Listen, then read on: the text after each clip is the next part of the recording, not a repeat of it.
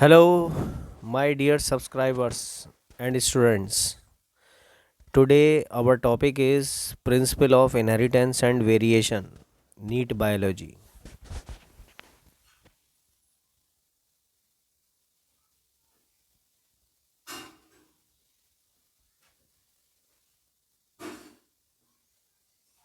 Okay, so now let us start.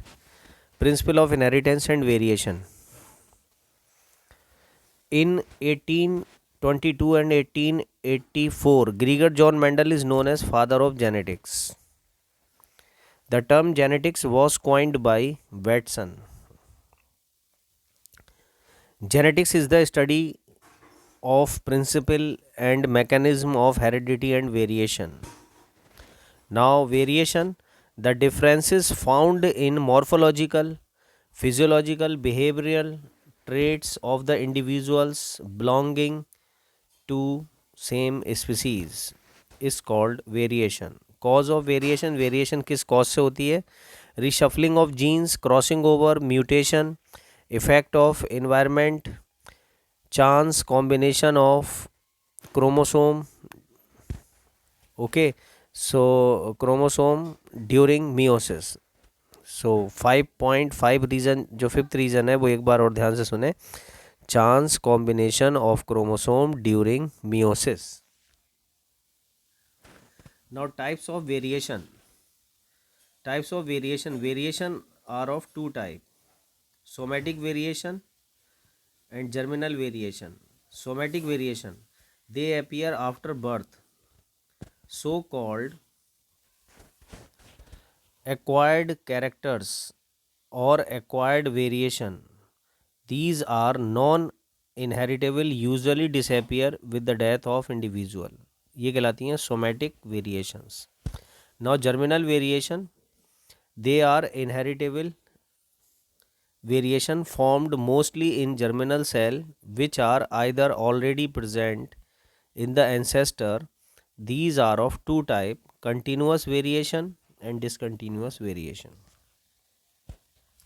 Now heredity is the study of transmission of characters from the parents to offspring from one generation to another generation is called heredity. It occurs through chromosome. 1902, Sutton and Boveri proposed the chromosomal theory of inheritance. Okay, तो physical basis of heredity are gene and chemical basis of heredity is DNA. Now थोड़ा सा हम ग्रीगर John Mendel के बारे में जानते हैं. Father of genetics was born on July 22 in 1822 in Silesian, a village in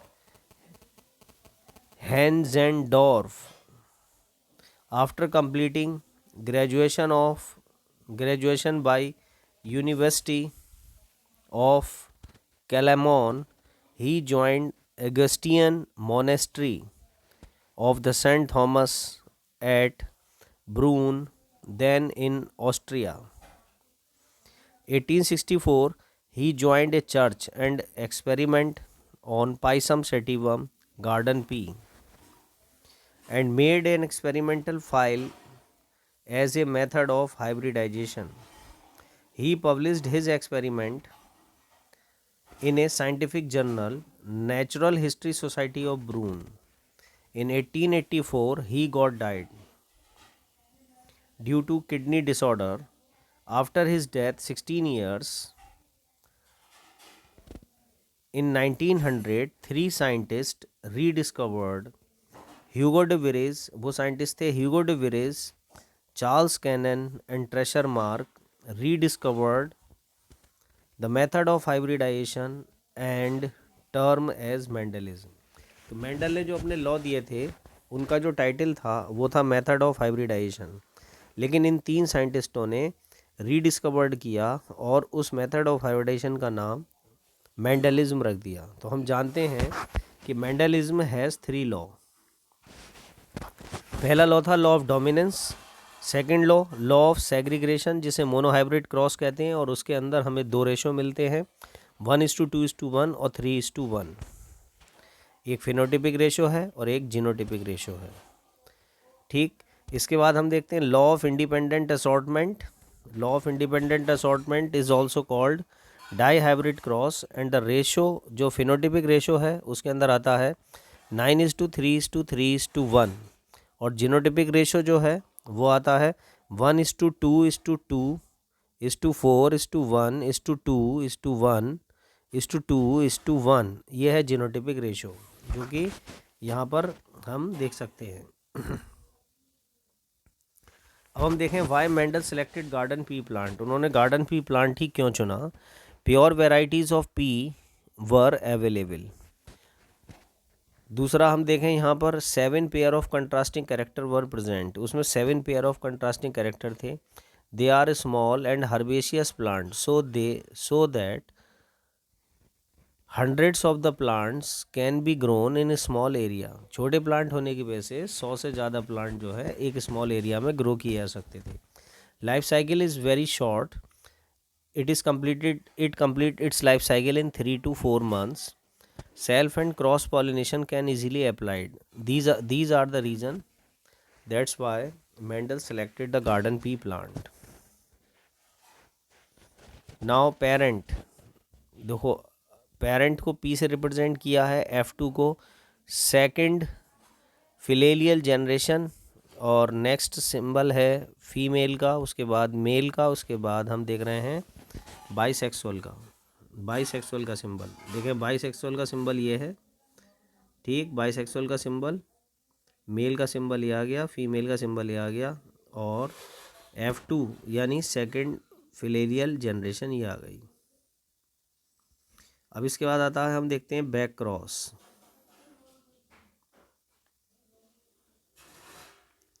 if F1 individual is crossed either dominant और recessive parent is called back cross and ratio is 1:1। जैसा कि आप देख रहे हैं ये कैपिटल टी और small T, इसमें ऑफस्प्रिंग आया कैपिटल टी स्मॉल टी, तो इसमें हमने डोमिनेंट ले लें या रिसेसिव ले लें, तो इसमें हमने डोमिनेंट को लिया है।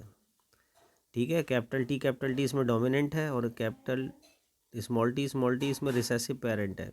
तो हमने F1 जनरेशन जो capital T small T I है इसको हमने कैपिटल टी से क्रॉस करा दिया, तो इसी को हम कहते हैं back cross. Now test cross. If F1 individual is crossed with recessive parent and we will also get the ratio 1:1, that is called test cross. तो टेस्ट क्रॉस में हम देख रहे हैं कैपिटल टी की मल्टीप्लाई स्मॉल टी से हुई है और इसके बाद जो F1 जनरेशन आई वो है कैपिटल टी स्मॉल टी, फिर हमने रिसेसिव पेरेंट चुना स्मॉल टी यानी कैपिटल टी की स्मॉल टी से जब हमने F2 जनरेशन हम लेकर आए तो अभी हम देख रहे हैं रेशो 1:1 आएगा। तो ये था test cross back cross.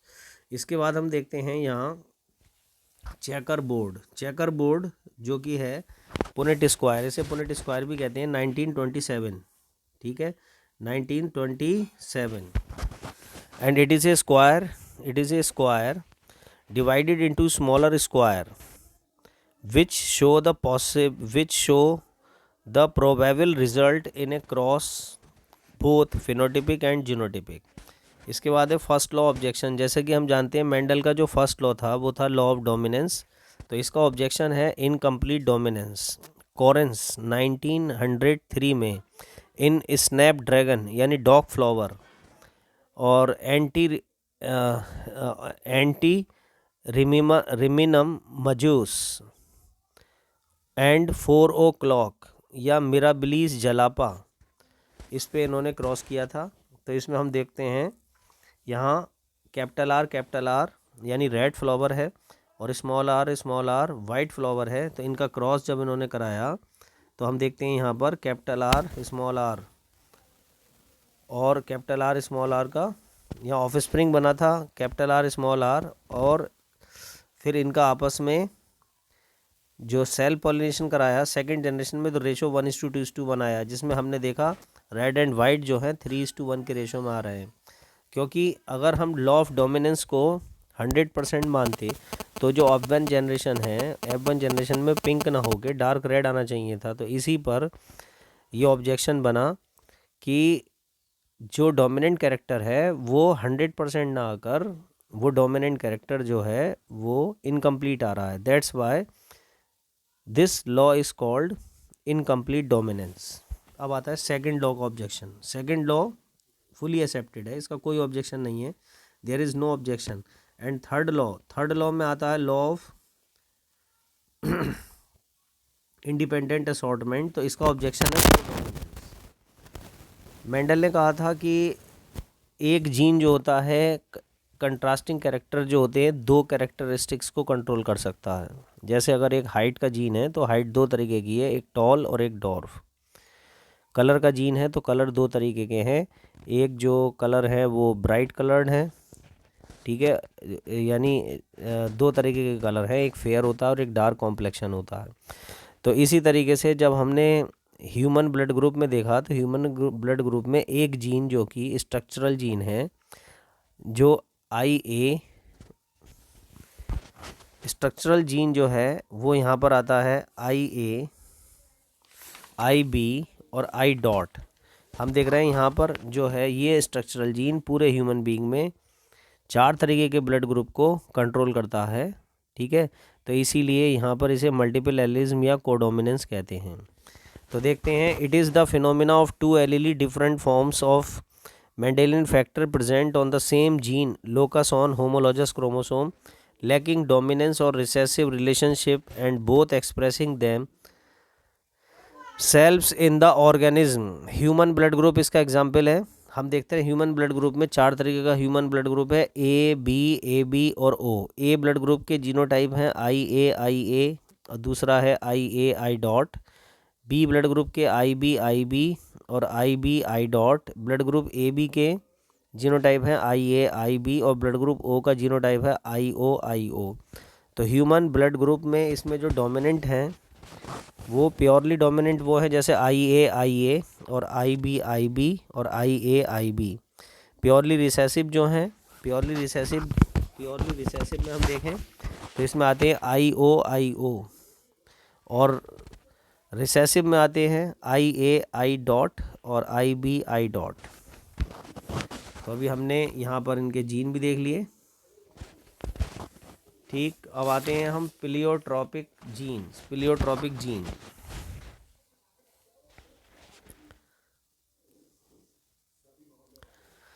They are the gene which influence more than one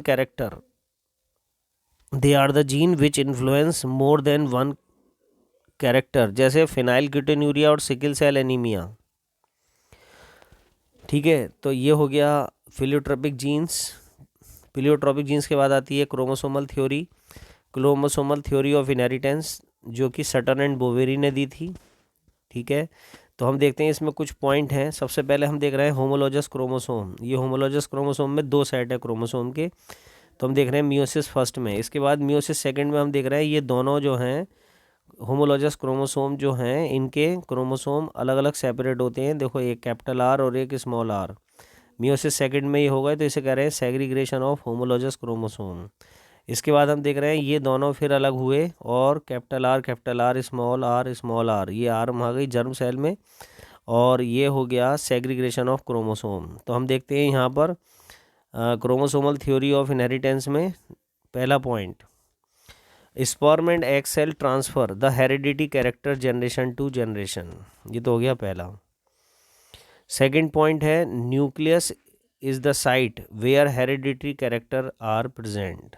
third point देखें chromosome as well as genes are present in pair, ठीक। फोर्थ पॉइंट देखें two allele of gene pair are located on homologous chromosome during meiosis first anaphase homologous chromosome segregation takes place। now fifth point देखें sperm and egg cell are haploid but when they fuse they form the diploid structure। now sixth point है homologous chromosome synapse during meiosis get separated and pass into germ cell। now genome, what is genome? Wrinkler 1920, all the gene present in one set of chromosome as found in gametes is called genome। it is monoploid तो हम इसे कहेंगे 1n, diploid तो 2n, triploid then 3n, यानी set of chromosome inside the cell is called genome. तो genome हमने देखा तीन तरीके के, जैसे हैप्लॉइड हो गया, मोनोप्लॉइड हो गया, डाइप्लॉइड हो गया, ट्राइप्लॉइड हो गया, ठीक।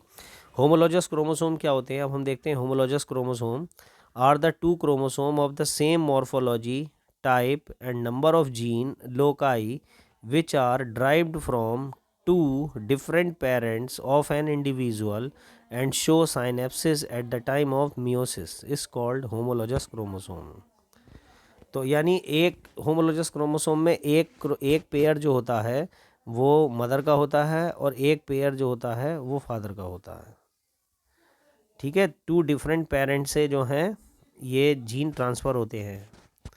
तो अब हम देखते हैं क्रोमोसोम जो हैं, हम बेसिकली जानते हैं दो तरीके के हैं। अरेंजमेंट जो होता है हमारी एक डायप्लॉइड सेल में जो होते हैं वो 46 क्रोमोसोम होते हैं। तो 46 क्रोमोसोम्स को अरेंज किया जाता है दो ग्रुप में, एक ऑटोसोम और हेट्रोसोम। ऑटोसोम जो होते हैं वो 22 पेयर होते हैं, और हेट्रोसोम जो होते हैं जिन्हें सेक्स क्रोमोसोम कहते हैं या एलोसोम भी होते हैं वो 2 पेयर होते हैं। ये 1 पेयर होता है, 1 पेयर का मतलब हो गया 2, ठीक है। तो जो ऑटोसोम है these are responsible for body organ formation except the sex organ. Sex organ को छोड़कर जितने भी बॉडी ऑर्गन्स बने होते हैं वो सब एम्ब्रियोनिक पीरियड में ऑटोसोम के जरिए बनते हैं। हेट्रोसोम जो होते हैं these are responsible for sex determination and the formation of sex organs जैसे testes and ovaries.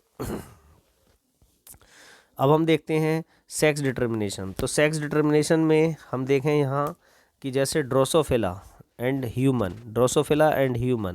XX and XY, जिसमें फीमेल में XX है और मेल में XY है, ये सेक्स डिटर्मिनेशन होता है ह्यूमन में। इसके बाद ZWZZ ये बर्ड, रेप्टाइल एंड फिश के अंदर होता है, और XX और XO round warm, grass hopper and cockroaches में होता है। ZO and ZZ moth and butterflies के अंदर होता है। सेक्स डिटर्मिनेशन जो है, तो हम अगर देखें कि ग्रास होपर या कॉकरोच के अंदर टर्नर सिचुएशन आती है, जिसमें हम देख रहे हैं थर्ड सेक्स डिटर्मिनेशन में XX और XO दिखाई दे रहा है। तो XO का मतलब यहाँ पर यह है कि इसमें दूसरा जो क्रोमोसोम होता है यहाँ एब्सेंट है, ठीक। तो ये एक तरीके से टर्नर है, टर्नर सिचुएशन हम इसे कह सकते हैं, जैसे टर्नर में अंदर होती है, ठीक है। तो इसमें हम देख रहे हैं फीमेल तो XX है कॉकरोच में, और मेल में खाली X और O का मतलब है यहाँ पर कोई दूसरा क्रोमोसोम नहीं होता। इसी तरीके से मॉथ और बटरफ्लाई में फीमेल में देखें तो ZO यानी एक एब्सेंट है, और मेल के अंदर जो है ZZ है, ठीक है। तो अब आता है TH मॉर्गन जो है, TH Morgan is popularly called father of experimental and modern genetics. क्यों कहते हैं? He experimented on Drosophila melanogaster and he gave the chromosomal theory of linkage, chromosomal mapping, crossing over, criss cross inheritance and mutability of genes. तो इन्होंने इतने काम किए थे, इसीलिए फादर ऑफ मॉडर्न जेनेटिक्स जो हैं TH मॉर्गन को कहा जाता है। Now mutation, they are the sudden stable changes in the structure of gene due to change in nucleotide sequence is called mutation. Most of gene mutation involved a change in single nucleotide pair called point mutation. उसी को हम कहते हैं point mutation. Mutation क्या है कि chromosome पर sudden effect पड़ जाता है, जिसकी वजह से क्रोमोसोम का अरेंजमेंट रीअरेंजमेंट हो जाता है उसी, और एक नया कैरेक्टर डेवलप होता है, उसी को हम म्यूटेशन कहते हैं। म्यूटेशन में हम देखें जैसे हमने पॉइंट म्यूटेशन देखा, तो जीन के किसी एक न्यूक्लियोटाइड पेयर पर अगर इफेक्ट होता है तो उसे पॉइंट म्यूटेशन कहते हैं। Induced mutation, they are the mutation that are produced in response to specific external factors or chemicals. Muller was the first scientist to produce induced mutation in Drosophila. Mutagen, they are the physical chemical factors which bring about the new mutation and increase the frequency of spontaneous mutation. Mutagen जो होते हैं वो chemical होते हैं या वो agent होते हैं जो म्यूटेशन करते हैं। तो इसमें आते हैं हम फिज़िकल म्यूटाजन, इसके एग्जांपल हैं जैसे temperature, UV radiation, ionising radiation. ठीक है, केमिकल म्यूटाजन में आते हैं जैसे नाइट्रस एसिड है, एल्काइलेटिंग एजेंट्स हैं, बेस एनालॉग्स हैं और एक्रीडाइंस हैं। Father of mutation Hugo de Vries हैं and experimented on the evening primrose, जिसका नाम था ओइन्यूथेरा लेमार्कियाना, उस पर उन्होंने एक्सपेरिमेंट किया था। अब हम देखते हैं कुछ डिसऑर्डर्स जैसे सिकिल सेल एनीमिया। देखो, सिकिल सेल एनीमिया हो, पीकेयू हो, सिस्टिक फाइब्रोसिस हो और हंटिंगटन्स डिसीज़ हो, हीमोफीलिया हो, कलर ब्लाइंडनेस हो, थैलेसीमिया हो, ठीक है, एकेयू हो या एल्बिनिज्म हो। देखें, ये सभी जो हैं सभी रिसेसिव हैं और जिसमें हंटिंगटन डिसीज़ जो है वो डोमिनेंट है, बाकी सब रिसेसिव है। ठीक, तो ये सब रिसेसिव हैं। तो इसके बाद हम इसमें बात देखें कि सिकिल सेल एनीमिया। सबसे पहले चलो सिकिल सेल एनीमिया शुरू करते हैं। सिकिल सेल एनीमिया रिसेसिव है और ऑटोसोमल सेक्स लिंक्ड है क्रोमोसोम नंबर 11 से। सिम्टम्स क्या हैं? सिकिल शेप्ड आरबीसी हो जाती हैं और डिस्ट्रक्शन कॉज एनीमिया होता है और एबनॉर्मल हीमोग्लोबिन इन आरबीसी। ठीक, इसमें होता क्या है कि हीमोग्लोबिन की पॉलीपेप्टाइड चेन में अभी हम समझेंगे कि 6 प्लेस पर ग्लूटामिक की जगह पर वैलिन आ जाता है, जिससे आरबीसी श्रिंक होकर सिकल शेप्ड हो जाती हैं और वो 120 दिन से पहले ब्रेक हो जाती हैं हमारे ब्लड सर्कुलेटरी सिस्टम में। ठीक, तो अब आती है पीकेयू। पीकेयू जो है रिसेसिव कैरेक्टर है और इसका कारण है ऑटोसोम क्रोमोसोम 12 और मेंटल रिटार्डेशन हो जाती है इसके अंदर फिनाइलकेटोन्यूरिया में। उसका कारण है फिनाइल अमीन हाइड्रोक्सिलेज एंजाइम नहीं निकलता, जिसकी वजह से फिनाइल अमीन अमीनो एसिड जो होता है वो फिनाइल अमीन पायरुविक एसिड में बदल जाता है और मेंटल रिटार्डेशन हो जाती है।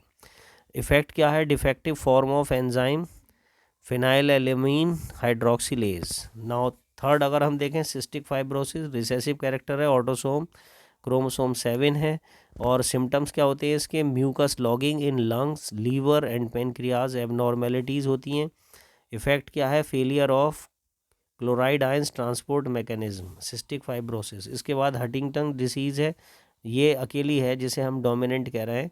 ऑटोसोम क्रोमोसोम नंबर 4 की वजह से होती है। Gradual degeneration of brain tissue in the middle age and production, इसका सिम्टम्स तो ये हो गया। और इफ़ेक्ट होता है production of an inhibitor of brain and metabolism. इसके बाद आता है हीमोफीलिया। हीमोफीलिया जैसे कि हम जानते हैं ये हीमोफीलिया रिसेसिव कैरेक्टर है और ये सेक्स लिंक्ड एक्स क्रोमोसोम से रिलेटेड है।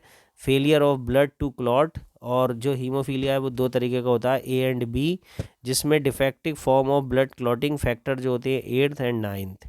तो अधिकतर जो है 8th फैक्टर वाली हीमोफीलिया ज़्यादा होती है और 9th फैक्टर वाली कम होती है। 8th फैक्टर की एब्सेंट में हीमोफीलिया ए होता है और 9th फैक्टर की एब्सेंट में हीमोफीलिया बी होता है। Now colour blindness daltonism, recessive character है, सेक्स लिंक्ड क्रोमोसोम है, failure to disorder discriminate between the red and green colour, defect in either red और ग्रीन कलर। थैलेसीमिया भी recessive है, is of chromosome number 16 and 3 types है, alpha beta and delta thalassaemia.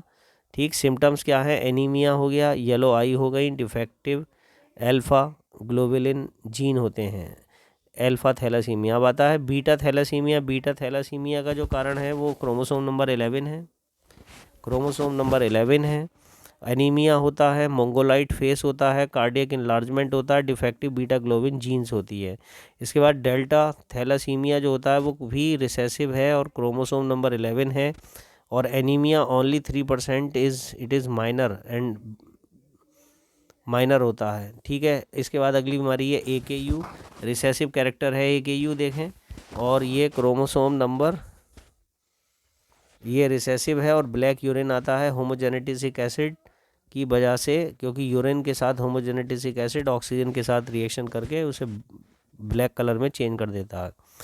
Albinism एक recessive character है, chromosome number 11 और 15 और no pigment formation in the skin, tyrosinase enzyme is absent, ये इसका इफेक्ट होता है। सेक्स लिंक्ड डिसऑर्डर, ऐसे डिसऑर्डर जो सेक्स लिंक्ड होते हैं उसे हम जो है सेक्स लिंक्ड डिसऑर्डर कहते हैं। जैसे एक्स लिंक्ड होते हैं और वाई लिंक्ड होते हैं। हम जानते हैं कि सेक्स क्रोमोसोम दो तरीके के होते हैं, एक्स एंड वाई। जो एक्स लिंक्ड कैरेक्टर है जिसमें हम देख रहे हैं हीमोफीलिया, तो ब्लीडर डिसीज़ है जॉन ऑटो 1803 में, इसको हीमोफीलिया जो है ब्लीडर डिसीज़ के नाम से जानी जाती है। हम देखें, it is the sex linked recessive trait known as bleeder disease because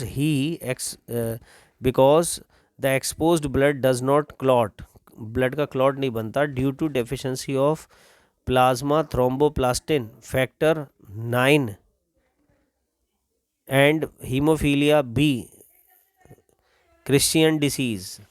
इसे देखें, दोबारा ध्यान से सुने, प्लाज्मा थ्रोम्बोप्लास्टिन फैक्टर 9 की कमी से जो होती है वो हीमोफीलिया बी होती है, और इसे हम क्रिसमस डिसीज़ भी कहते हैं।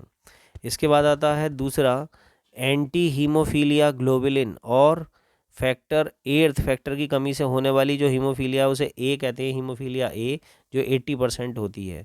This defect has been inherited in the Queen Victoria in haemophilia appears when both the sex chromosome carry its recessive gene, जैसे XX पर दोनों पे HH लगा है। Such female die before birth, इस तरीके की बच्ची जो होती है वो जन्म लेते समय या जन्म लेने से पहले ही मर जाती है। इन केस ऑफ एक्स और जिसमें एक्स एक एक्स पे H लगा हुआ है तो फीमेल कैरियर कहलाती है, और ह्यूमन जो होता है वो हीमोफिलिक होता है जिसमें XH and Y, so haemophilic. तो अगर हम एक सिंपल एक्सरसाइज देखें कि marriage between haemophilic male and carrier female, तो हीमोफिलिक मेल जो है, देखें यहाँ हीमोफिलिक मेल है XH एंड वाई, और कैरियर फीमेल है X और H। तो हम देख रहे हैं इसमें हमें जो रिजल्ट मिलेगा, एक हीमोफिलिक सन मिलेगा, एक नॉर्मल सन मिलेगा, एक कैरियर डॉटर मिलेगी और एक हीमोफिलिक डॉटर मिलेगी जो कि जन्म लेते ही मर जाएगी। इसके बाद हम देखते हैं यहाँ दूसरी situation, marriage between career women and normal man. तो हम देख रहे हैं नॉर्मल मैन में XY हो गया, कैरियर वुमेन में हो गया XH एंड X। तो अब इसका जब हमने क्रॉस कराया तो हमने देखा कैरियर गर्ल जो है वो XXH है, नॉर्मल गर्ल जो है वो XX है, और नॉर्मल बॉय जो है XY है, और हीमोफिलिक बॉय XHY है। ठीक है, इसके बाद हम देखते हैं यहाँ पर फिनाइलकेटोन्यूरिया PKU, फिनाइलअमीन नाम का एक अमीनो एसिड होता है हम सभी के अंदर, जो फिनाइलअमीन हाइड्रोक्सिलेज एंजाइम की प्रेजेंस में पहले टायरोसिन में बदलता है, फिर टायरोसिन जो होती है वो टायरोसिनेज एंजाइम की प्रेजेंस में मेलानिन में बदलती है। तो जिन लोगों को फिनाइलकेटोन्यूरिया होती है उनके यहाँ दिस एंजाइम डेफिशिएंसी कन्वर्ट, जब ये एंजाइम नहीं निकलता, फिनाइलअमीन हाइड्रोक्सिलेज एंजाइम नहीं निकलता, तो फिनाइल पायरुविक एसिड बढ़ जाता है ब्लड में, जिसकी वजह से मेंटल रिटार्डेशन हो जाती है। इसी को हम फिनाइलकेटोन्यूरिया कहते हैं। दूसरा केस यहाँ पर हम देख रहे हैं, टायरोसिनेज एंजाइम नहीं निकल रहा है, जिसकी वजह से टायरोसिन जो है मेलानिन में नहीं बदल रहा, और इस व्यक्ति के किसी भी तरीके का स्किन में कोई पिगमेंटेशन नहीं होता, तो इसी बीमारी को हम एल्बिनिज्म कहते हैं। ओके, नाउ अब आता है AKU, during the urea formation. देखें हमारा जो यूरिया फॉर्मेशन होता है, यूरिया फॉर्मेशन, यूरिया के लीवर के अंदर जो यूरिया फॉर्मेशन होता है तो उसमें होमोजेनेटिसिक एसिड जो हैं oxidise in Krebs cycle in the CO2 and H2O, यानी हमारे सभी के अंदर जो क्रेब साइकिल प्रोसेस होती है, उस क्रेब साइकिल प्रोसेस में होमोजेनेटिसिक एसिड CO2 एंड H2O में ब्रेक डाउन हो जाता है नॉर्मल पर्सन में। लेकिन इन AKU पर्सन जो होते हैं उसमें होमोजेनेटिसिक एसिड को कंट्रोल करने वाला जीन एब्सेंट हो जाता है, because it is inactive and it result this acid directly come into the urine and urine turn black in presence of oxygen. तो इसी को हम कहते हैं एल्केप्टेन्यूरिया। इसके बाद हम देखें यहाँ पर सिकल सेल एनीमिया। देखें यहाँ सिकल सेल एनीमिया में देखें ये राउंड RBC है, ये हीमोग्लोबिन की चेन है, पॉलीपेप्टाइड चेन, जिसमें हम देख रहे हैं फर्स्ट पोजीशन पे वैलिन है, सेकंड पोजीशन पे हिस्टामिन है, थर्ड पोजीशन पर ल्यूसिन है, फोर्थ पोजीशन पर थ्रोम्बिन है, फिफ्थ पोजीशन पर प्रोथ्रम्बिन है, और सिक्स पोजीशन पर ग्लूटामिक एसिड है। ठीक, इसके बाद हम देखते हैं यहाँ पर ये व्यक्ति जिसे सिकल सेल एनीमिया है, इसकी आरबीसी चंद्राकार हो गई है, सिकल शेप्ड हो गई है, और इसमें हीमोग्लोबिन की पॉलीपेप्टाइड चेन पे हम देखें फर्स्ट पोजीशन पे वेलिन है, सेकंड पे हिस्टामिन है, थर्ड पे ल्यूसिन है, फोर्थ पर थ्रोम्बिन है, फिफ्थ पर प्रोथ्रोम्बिन है और सिक्स पर वेलिन है। तो हम देख रहे हैं कि जिस व्यक्ति को सिकल सेल एनीमिया होता है उसकी फर्स्ट पोजीशन और सिक्स पोजीशन पर वेलिन आ जाता है, जिसकी वजह से आरबीसी श्रिंक हो जाती है, और श्रिंक हो जाने के बाद उसका सरफेस एरिया कम हो जाता है और ऑक्सीजन कैरिंग कैपेसिटी भी कम हो जाती है, और इस तरीके की जो आरबीसी होती है वो 120 दिन से पहले ब्रेक हो जाती है, जिसकी वजह से एनीमिया बना रहता है। तो अभी हमने देखा सिकल सेल एनीमिया में 1 and 6 both contain valine and glutamic acid is replaced by valine amino acid, it result the RBC shrink। इसके बाद हम देखते हैं कुछ जेनेटिक डिसऑर्डर हैं। जेनेटिक डिसऑर्डर देखें दो तरीके के हैं, एक है नॉन हेरिटेबल जेनेटिक डिसऑर्डर जिसमें क्रोमोसोमल डिसऑर्डर आते हैं, और हेरिटेबल डिसऑर्डर जो होते हैं इसमें मेंडेलियन डिसऑर्डर आते हैं। तो अभी हम देखते हैं कि ऑटोसोमल डिसऑर्डर होते हैं। ऑटोसोमल डिसऑर्डर के अंदर आता है डाउन सिंड्रोम, क्योंकि इसमें ऑटोसोमल क्रोमोसोम के साथ एक एक्स्ट्रा क्रोमोसोम जुड़ता है, और हेट्रोसोमल के अंदर आते हैं KLF एंड टर्नर। इन यानी डाउन में भी 47 होंगे, KLF में भी 47 होंगे, और टर्नर में 45 क्रोमोसोम रह जाते हैं। तो इनके जीनोटाइप अभी हम देखते हैं। तो सबसे पहले हम देखें डाउन सिंड्रोम। डाउन सिंड्रोम में मैंगोलियन सिंड्रोम भी कहते हैं, इसे मैंगोलिज्म कहलाता है। इसमें जीनोटाइप में हम देख रहे हैं कि 22 पेयर हम देख रहे हैं, 22 पेयर में एक एक्स्ट्रा क्रोमोसोम एम्ब्रियोनिक पीरियड के समय में जुड़ जाता है, जिसकी वजह से ऑटोसोम यहाँ पर 44 और 45 हो जाती है, और हेट्रोसोम इसमें XX है। तो हम देख रहे हैं ये डाउन सिंड्रोम एक गर्ल है जिसके 47 क्रोमोसोम हो चुके हैं, क्योंकि एक एक्स्ट्रा क्रोमोसोम एम्ब्रियोनिक पीरियड के समय में जुड़ गया था। इसी तरीके से 22 पेयर प्लस 1 एक एक्स्ट्रा क्रोमोसोम यहाँ जुड़ गया, और XY एक लड़का है, इसे डाउन सिंड्रोम हो गया है, और इस डाउन सिंड्रोम में 47 नंबर ऑफ क्रोमोसोम है। हमने देखा कि डाउन सिंड्रोम के कुछ यहाँ पर हमारे सामने 4-5 केस आए, जैसे क्राइड्यू चैट सिंड्रोम। तो क्राइड्यू चैट सिंड्रोम जो होता है वो 5th number of pair, autosome के 5th number of pair of chromosome के साथ एक एक्स्ट्रा क्रोमोसोम अटैच हो जाता है, तो उसे कहते हैं क्राइड्यू चैट सिंड्रोम, और टोटल नंबर ऑफ क्रोमोसोम हो जाती है 47। इसी तरीके से Patau, in this condition 1 extra chromosome is attached with 13 pair of chromosome. Edward syndrome, in this condition 1 chromosome is attached with 18th pair of chromosome। Trisomy 21, in this situation 1 extra chromosome is attached with 21 pair of chromosome। इसके बाद हम देखते हैं characteristics में आते हैं, जैसे flat face है, एक्सेसिव सेलाइवेशन है, ठीक है, मेंटली रिटार्डेशन है, स्टाइलनेस है, इम्प्रॉपर स्पीकिंग है। ये सारे जो सिम्टम्स हैं ये सारे आते हैं डाउन सिंड्रोम के कैरेक्टरिस्टिक्स। इसके बाद हम देखते हैं KLF एंड टर्नर। KLF के अंदर हम देख रहे हैं 22 पेयर क्रोमोसोम तो सही हैं, लेकिन हेट्रोसोम के अंदर हम देख रहे हैं XXX हो गया, जिसकी वजह से 47 नंबर ऑफ क्रोमोसोम हो गए। ये KLF गर्ल है। ऐसी बॉय में 22 पेयर है plus XX and Y 47 chromosome KLF boy है। तो KLF बॉय या गर्ल जो होते हैं उनमें no beard, mouth stitches and जो है पुअर डेवलपमेंट ऑफ ब्रेस्ट, और नो स्पर्मेटोजेनेसिस, नो मेंसुरेशन, ये सब KLF बॉय और गर्ल के कैरेक्टरिस्टिक्स होते हैं। तो इस तरीके से हम देखें टर्नर सिंड्रोम। तो टर्नर सिंड्रोम में आते हैं 20, ये हेट्रोसोमल पेयर ऑफ डिसऑर्डर है जिसमें हम देख रहे हैं 22 पेयर प्लस X, उसके बाद हमने डैश लगा रखा है, क्रोमोसोम नंबर हो गए 44 प्लस 1 45, होने चाहिए कितने 46, इसलिए ये डिसऑर्डर है टर्नर सिंड्रोम। यहाँ पर हम देख रहे हैं ऑटोसोम तो पूरे हैं, हेट्रोसोम इनकम्प्लीट हैं, जिसकी वजह से यहाँ पर सेक्स आइडेंटिटी नहीं बनती। Heterosomal pair of chromosomes are absent, so no sex determination takes place, and webbed neck होती है, टोटली स्ट्राइल होते हैं, और फैटी पाम होते हैं। ये टर्नर सिंड्रोम के कैरेक्टरिस्टिक्स हैं। अब आता है हम देखें मल्टीपल एलिलिज्म। इसमें देखें हम when more than 2 alleles are present for a character, then this condition is called multiple allelism। इसका एग्जाम्पल है जैसे ह्यूमन ब्लड ग्रुप।